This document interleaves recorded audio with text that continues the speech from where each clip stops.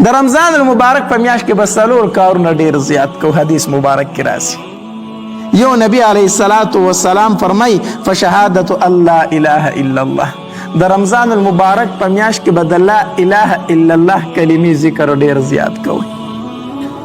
د رمضان المبارک په میاشت کې به د لا اله الا الله د دې کلمې ذکر ډیر زیات کوي. ځکه حدیث مبارک کې راځي افضل الذکر لا اله الا الله. بهترین ذکر غوره ذکر چې هغه دی نو لا اله الا الله دی. کوم ذکر دی؟ لا اله الا الله. د دې وجه نه موسی علیه السلام د الله تبارک وتعالی په دربار کې درخواست وکړو الله ما له یو خاص ذکر راکا، یو خاص وظیفه راکا چې زه په ستا سره مناجات کوم، تا په یادوم الله ما له یو خاص ذکر راکا. الله تبارک وتعالی ورته وفرمایل موسی لا اله الا الله وایا. څه وایا؟ لا اله الا الله. موسی علیه السلام فرمایل یا الله دا کلمه خو هر سړی وایي، دا خو ټول خلک وایي، زه خو ستانه ځان له یو وظیفه غواړم، ځان له یو ذکر خاص ذکر غواړم چې هغه نور خلکو نه جدا وي. الله تبارک وتعالی ورته وفرمایل وی اے موسی دا داسې ذکر دی، داسې ذکر دی که نه کو چېرته دا وواړه اسمانونه او دا وواړه ځمکې او د دې اوسیدونکي دا په یو چابړي کې کېښودی شي او دا لا اله الا الله کلمه په بل چابړي کې کېښودی شي، نو دا وواړه ځمکې، دا وواړه اسمانونه او د دې دا اوسیدونکي به سپک شي او دا کلمه به درنه شي. لا اله الا الله دا کلمه به څه شي؟ درنه شي.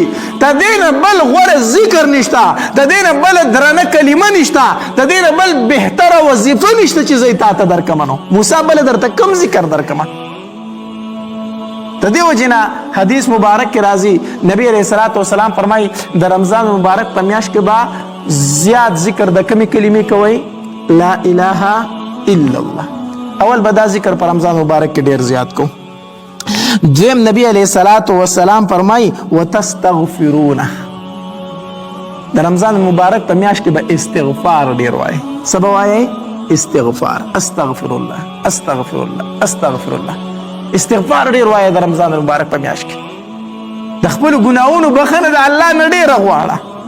ځکه حدیث مبارک کې راځي نبی علیه الصلاۃ والسلام فرمایي وایي څوک چې استغفار ډیر زیات وایي که نه الله تبارک وتعالی به دل په تمامو مشکلاتو کې لار جوړوي. په تمامو مشکلاتو کې به الله تبارک وتعالی دل لار وباسي او الله تبارک وتعالی به دته د داسې ځای نه رزق ورکړي چې د ده په وهم او ګمان کې به هم نه وي. څوک چې استغفار ډیر وایي الله به دته روزي د داسې طرف نه ورکړي چې د ده په وهم او ګمان کې به هم نه وي. الله به د ده تمام تنګسیاګانې ختمې کړي. نو دویم نبی علیه الصلاۃ والسلام فرمایي د رمضان المبارک په میاشت کې به څه کوئ؟ استغفار ډیر وایي. او دوه څیزونه خو داسې دي چې نبی علیه الصلاۃ والسلام فرمایي وایي د هغې نه خو خلاصون نشته دی. نو دوه څیزونه داسې دي چې د هغې نه څه نشته. دا دوه څیزونه خو داسې دي چې په دې باندې الله ډیر خوشحالیږي. کم یو لا اله الا الله دا ذکر او دویم استغفار. او دوه څیزونه خو داسې دي چې نبی علیه الصلاۃ والسلام فرمایي وایي د هغې نه خلاصون نشته دی. د هغې نه خلاصون نشته دی چې مړ شي نو یا به جنت ته ځي او یا به جهنم ته ځي. الله دې موږ ټولو ته جنت نصیب کړي. نو نبی علیه الصلاۃ والسلام فرمایي وایي د رمضان المبارک په میاشت کې د جنت طلب د الله نه ډیر کوئ. د الله نه جنت ډیر غواړئ. د رمضان المبارک په میاشت کې جنت نه ډیر غواړئ او د جهنم نه څه غواړئ؟ فنا غواړئ. ځکه چې یا جنت دی او یا جهنم دی. نو د الله نه جنت غواړه. الله ما ته جنت الفردوس را نصیب کړه او د جهنم نه پناه غواړه. نو دا څلور کار به د رمضان المبارک په میاشت کې ډیر کو. کوم؟